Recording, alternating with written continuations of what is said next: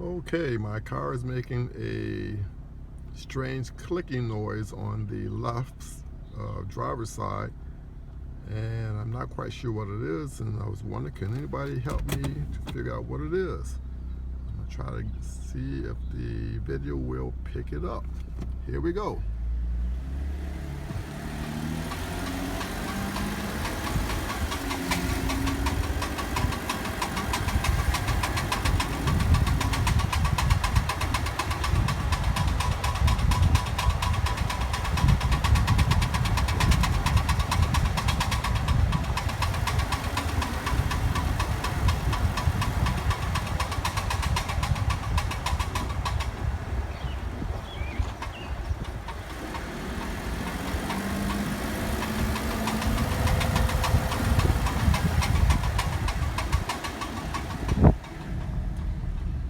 Okay, so can anybody tell me what that noise is? It's coming from the wheel area, of course, so can you help me out?